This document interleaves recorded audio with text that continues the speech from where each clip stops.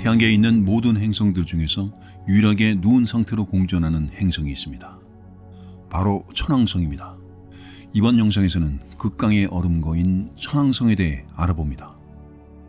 천왕성은 처음 행성이 아닌 하나의 별, 즉 항성으로 생각되어졌습니다. 행성 자체가 너무 어두웠던 탓에, 그리고 하늘에서 움직이는 속도가 매우 느린 탓에 그 누구도 천왕성을 관측한 후 이를 고유한 행성이라 여기지 않았던 것이었습니다. 천왕성은 약 330년 전인 1690년에 영국의 천문학자 존 플램스티드에 의해 처음 관측되었는데, 자신이 발견한 천왕성을 황소자리 3사로 적어 기록했습니다. 그리고 60년 후인 1750년에서 1769년 사이에 프랑스의 천문학자인 피에르 르모니에 또한 천왕성을 여러 번 관찰했습니다. 이후 1781년 3월 13일 독일의 천문학자인 윌리엄 허셜도 현재 허셜 천문학박물관인 자신의 집 정원에서 천왕성을 관측한 바 있는데, 그는 처음에 천왕성을 혜성으로 생각했었습니다. 그리고 그는 논문을 쓰는 과정 중 이를 언급했는데, 천왕성을 황소자리 제타 주변에 위치한 혜성 또는 성운 비슷한 별이라고 지칭했습니다. 그리고 이로부터 4일이 지난 3월 17일 허셜은 그 별을 관측하던 도중 별의 위치가 변화했다는 사실을 통해 천왕성이 혜성이라고 확신하듯 판단했고, 새로운 천체를 발견했다는 생각에 흥분되어 이를 왕실 천문관인 네빌 마스켈라인에게 달려가 곧바로 보고했습니다. 하지만 애석하게도 마스켈라인은 꽤나 황당하다는 듯한 반응이었습니다. 이를 대체 뭐라고 판단해야 맞을지 전혀 감이 안 잡힌다는 말이었는데, 그렇게 생각하는 이유는 바로 다음과 같았습니다. 원래 혜성은 보통 타원형의 궤도를 돌기 마련인데, 허셜이 발견했다는 그 천체는 달랐고 거의 원과 같은 형태의 궤도로 태양을 공전하고 있었던 것입니다. 이뿐만 아니라 혜성이었다면 관측되어야 할 코마나 꼬리 같은 구성 요소 또한 전혀 발견하지 못했다는 점에서 의문스러운 점이 한두 가지가 아니었습니다. 허셜은 본인이 혜성을 발견한 것이라고 한참 동안이나 계속 외쳤으나 다른 천문학자들 대부분은 다른 의견이었습니다. 러시아 출신 천문학자인 앤더스 렉셀은 최초로 천왕성의 궤도를 분석하였는데, 타원형이 아닌 원행에 훨씬 가까운 궤도로 보아 혜성보다는 오히려 행성에 가까운 천체라고 판단을 내렸습니다. 독일의 천문학자 요한 엘레르트 보데 또한 이 천체를 보고 혜성보다는 행성과 훨씬 더 유사하다고 이야기했으며, 여태껏 한 번도 세상에 알려지지 않았던 토성 저 너머의 궤도를 공전하는 행성으로 여겨질 수 있다고 주장했습니다. 지금 와서 보자면 결국 앤더스 렉셀과 요한 엘레르트 보데의 말이 맞았다고 이야기할 수 있겠습니다. 그렇다면 이렇게 버라이어티한 관측 역사를 가지고 있는 천왕성은 과연 어떤 특성을 지니고 있을까요? 지금부터 한번 알아보도록 하겠습니다. 우선 천왕성은 태양계에 속해 있는 총 8개의 행성 중 7번째 행성이며, 태양계 내에서 목성과 토성 다음 세 번째로 반지름이 큽니다. 지구의 반지름을 1이라고 가정했을 때 목성은 11.2, 토성은 약 9.4, 그리고 천왕성은 4 정도라고 볼 수 있습니다. 또한 지구 질량의 약 14.5배인 천왕성은 다른 가스 행성들 중에서는 가장 가벼운 편이며, 밀도 역시 토성 다음으로 낮고, 이렇게 상대적으로 낮은 밀도 때문에 해왕성보다는 질량이 적습니다. 그렇다면 천왕성 내부에 있는 얼음 물질들의 총 질량은 어떨까요? 이에 대해선 아직 정확히 밝혀진 바가 없고, 그저 어떤 모형을 선택하느냐에 따라서 매번 다른 질량값이 나오게 됩니다. 하지만 여러 모형들을 평균적으로 보았을 때 얼음물질의 질량을 굳이 따져보자면 지구의 약 9.3배에서 13.5배 수준입니다. 그래서 얼음 거인이라는 별명이 붙은 것입니다. 천왕성의 이름 우라노스는 그리스 신화에 나오는 하늘의 신인 우라노스의 이름에서 따와 지은 것인데, 우라노스는 티탄의 신인 크로노스의 아버지이면서 최고의 신인 제우스의 할아버지이기도 합니다. 천왕성을 구성하고 있는 물질은 커다란 가스 행성인 목성과 토성과는 달리 해왕성과 마찬가지로 주로 얼음과 암석으로 이루어져 있습니다. 이 때문에 천문학자들은 천왕성과 해왕성을 얼음 거대 행성 또는 얼음 거인으로 구분하여 부르기도 합니다. 이번에는 천왕성의 대기는 어떠한지 알아보겠습니다. 천왕성도 목성이나 토성의 대기와 마찬가지로 수소와 헬륨 등으로 구성되어 있습니다. 차이점이 있다면 천왕성에는 목성이나 토성에 비해 휘발성 물질들이 더욱 많이 포함되어 있다는 것입니다. 휘발성 물질들은 대표적으로 암모니아, 메테인, 그리고 아주 적은 양의 탄화수소 등이 있습니다. 또한 천왕성 대기의 가장 큰 특징 중 하나는 바로 낮은 온도입니다. 천왕성은 태양계 행성들 중에서도 가장 차가운 행성이라 할 수 있는데 온도가 무려 섭씨 영하 224도 정도입니다. 여기서 한 가지 궁금증이 드는 것은 태양으로부터 떨어진 거리를 보면 천왕성보다 해왕성이 더 차가워야 하는데 왜 천왕성이 더 차가운 걸까요? 그 이유는 바로 해왕성에 있습니다. 해왕성의 내부에서 이유를 알 수 없는 어떤 열이 발생하기 때문입니다. 왜 이러한 열이 발생하는지에 대해서는 아직까지 자세히 밝혀진 바가 없습니다. 그리고 천왕성은 다른 행성들에 비해 특히 대기가 매우 안정적인 편인데 바로 내부의 핵이 수축하지 않기 때문입니다. 그래서 바람이 불지 않는 것입니다. 또 천왕성은 청록색을 띠는 오묘한 색을 품은 행성인데요. 이러한 색을 띠는 이유는 바로 천왕성의 대기가 태양에서 오는 빛 중에서 적색 파장은 골라서 흡수하고 이어 반대로 청색과 녹색의 파장은 상당량 반사하기 때문입니다. 천왕성의 대기에는 구름도 존재하는데 이 구름은 층이 아주 복잡하게 이루어진 형태이며 위층의 구름들은 메테인 결정으로 낮은 층의 대부분은 물로 이루어져 있을 것으로 예상됩니다. 천왕성은 다른 가스형 행성들과 비슷하게 고리와 자기장 그리고 매우 많은 고유의 자연위성을 가지고 있습니다. 그리고 또 놀라운 큰 특징 중 하나는 바로 자전축의 기울기입니다. 천왕성은 태양계의 행성 중 유일하게 바짝 누운 상태로 태양을 공전하고 있는 것으로 유명한데 기울기가 대체 어느 정도이길래 누워있다는 말이 나오는 걸까요? 그 기울기는 공전면과 거의 맞닿을 정도인 무려 약 98도 수준이라고 합니다. 다른 행성들이 기울어진 모양의 팽이라면 천왕성은 누워서 굴러가는 둥근 공이라 할 수 있습니다. 이렇게 심한 자전축 기울기의 원인은 과학자들의 예측에 의하면 천왕성이 태양계 형성 초기에 지구 크기에 맞먹는 원시 행성과 한바탕 크게 충돌해버리는 탓에 이렇게 기울어졌다고 추정하고 있습니다. 보이저 2호가 천왕성의 근처를 스쳐 지나가면서 가시광선 영역에서 바라본 천왕성의 모습은 태풍이나 구름띠 등의 흔적은 눈을 씻고도 찾아볼 수 없는 그저 특징 없는 민무늬 행성이었습니다. 그런데 최근 관측자들이 수년에 걸쳐서 천왕성을 관측한 결과 태양이 적도를 통과하는 점인 분점에 천왕성이 가까이 접근함에 따라 날씨와 계절의 변화가 나타나기도 했습니다. 천왕성의 심한 자전축 기울기는 다른 행성들과 비교했을 때 천왕성의 계절을 아예 확연히 차이나게끔 만드는데 그게 한쪽 면은 늘 태양을 향할 수밖에 없고 반대쪽 극은 아예 태양을 바라볼 수가 없습니다. 평균적으로 약 35km, 즉 20AU 떨어진 채 84년을 주기로 태양을 한 바퀴 도는 천왕성은 한쪽의 극은 무려 42년 동안 계속해서 태양에 노출되고 또 다른 반대편 극은 42년 동안 길고 긴 어둠에 갇히게 됩니다. 결과적으로 42년 동안이나 태양빛을 받는 한쪽 극 부분은 오히려 적도 부분보다도 태양 에너지를 더 많이 받게 되는 것입니다. 하지만 그럼에도 불구하고 천왕성의 적도가 훨씬 더 뜨거운데 그것은 바로 저장열 때문입니다. 상당히 많은 양의 태양열을 저장해 놓을 수 있기 때문에 아무리 42년이라는 기간 동안이나 꾸준히 태양빛을 받는다고 해도 저장된 열을 감히 이기지는 못하는 것으로 보입니다. 다음은 천왕성의 구조에 대해 살펴보겠습니다. 표준적인 모형에 따르면 천왕성은 세 부분으로 나눌 수 있는데 먼저 중심부에는 암석으로 된 핵이 존재합니다. 그 위로는 얼음 혼합물로 이루어진 멘틀이 핵을 둘러싸고 있으며 가장 바깥에는 수소와 헬륨으로 구성되어 있는 기체층이 존재합니다. 천왕성의 얼음 멘틀은 차가운 얼음 상태가 아니라 압력으로 인해 가열된 뜨거운 물과 암모니아 그리고 기타 휘발성 물질들이 굉장히 농밀한 상태로 흐르는 모습을 떠올리면 됩니다. 때문에 이를 물 암모니아 바다라고 지칭하여 부르는 경우도 있습니다. 천왕성의 중심핵 질량은 지구의 약 절반 정도 크기인 0.55배이고 중심핵의 반지름은 천왕성 전체 크기의 약 5분의 1 정도로 비교적 작습니다. 천왕성 부피의 대부분은 멘틀이 차지하고 있는데 멘틀 자체의 질량만 따져도 지구의 약 13.4배에 이를 정도입니다. 천왕성 핵의 밀도는 약 9G 큐빅미터이며 온도는 5000켈빈에 달하고 압력은 약 800기가파스칼에 이릅니다. 네이처 피직스의 최근호에 실린 논문을 보아도 그런 다양한 가능성들을 파악할 수 있는데요.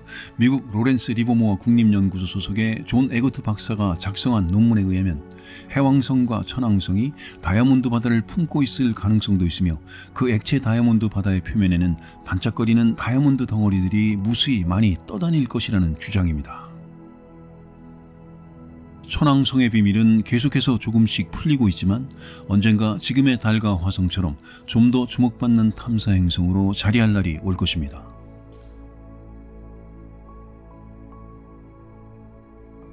다음은 가장 먼 행성 해왕성에 대해 알아보겠습니다.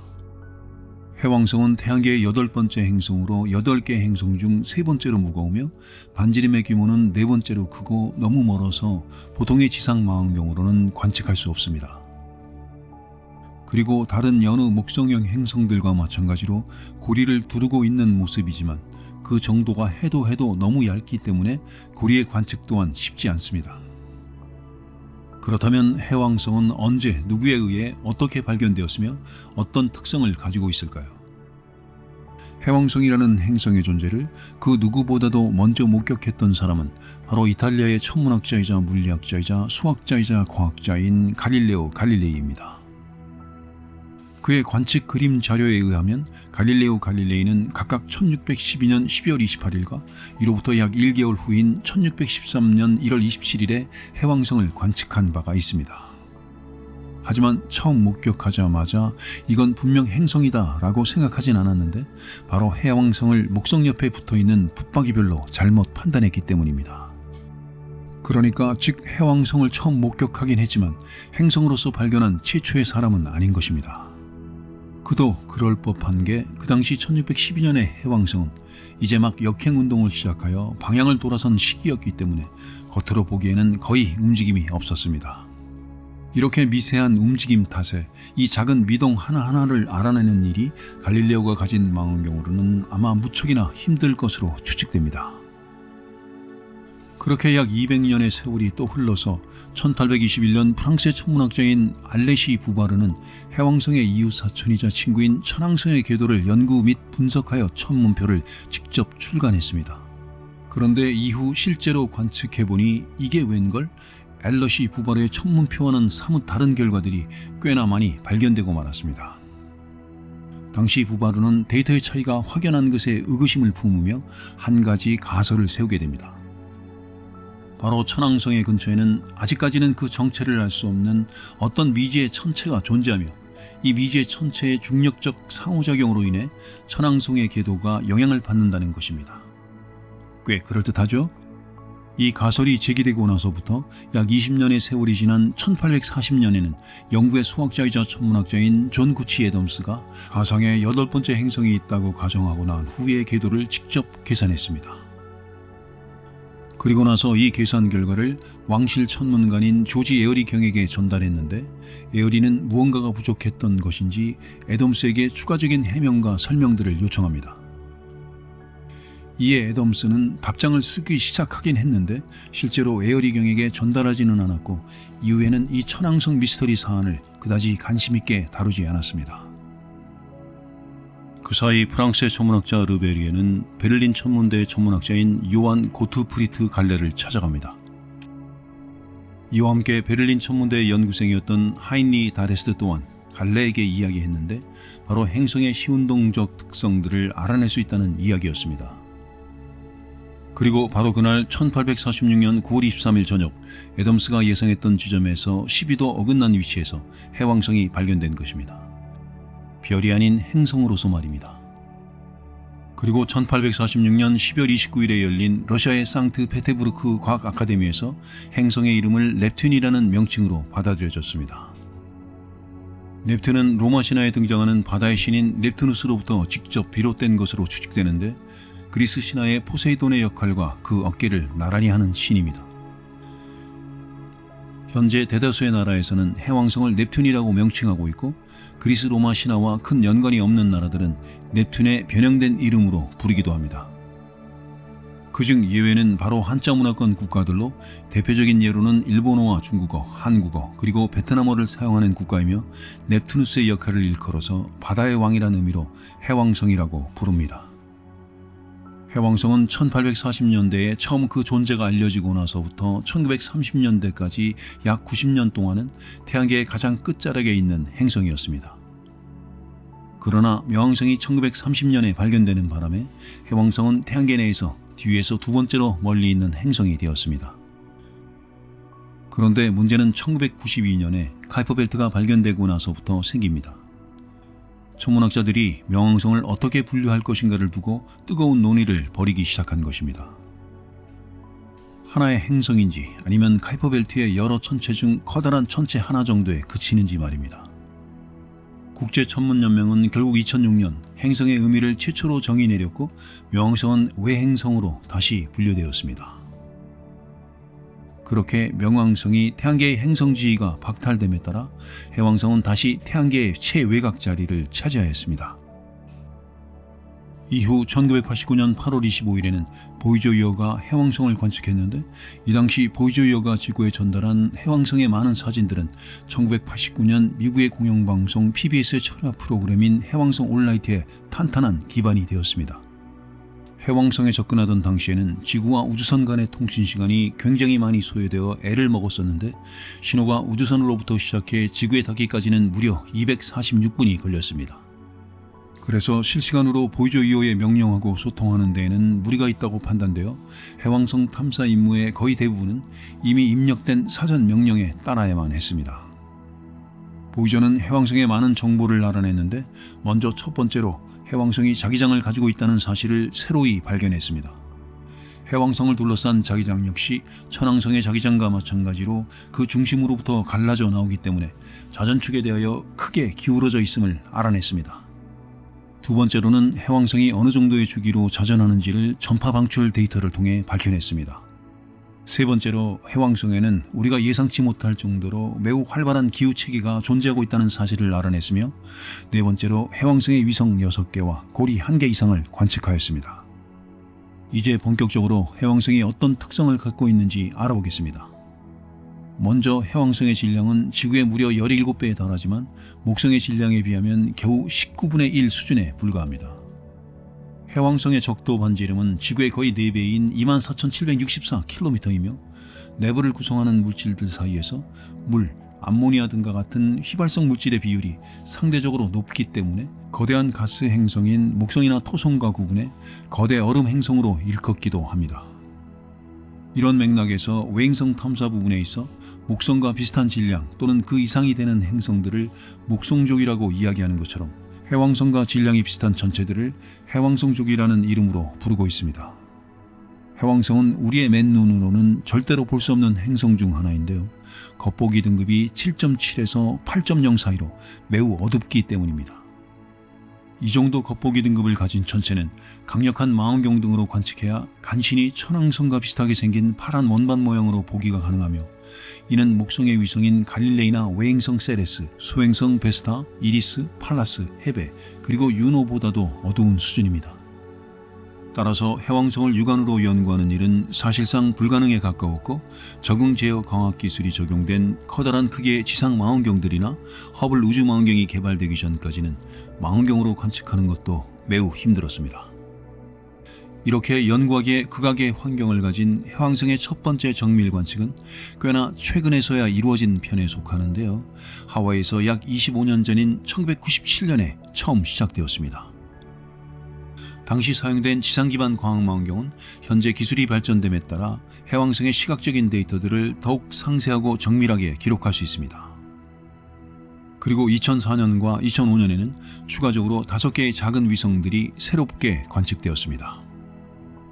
해왕성의 대기 구성 성분은 높은 고도를 기준으로 약 80%가 수소이고 나머지 19% 정도가 헬륨입니다.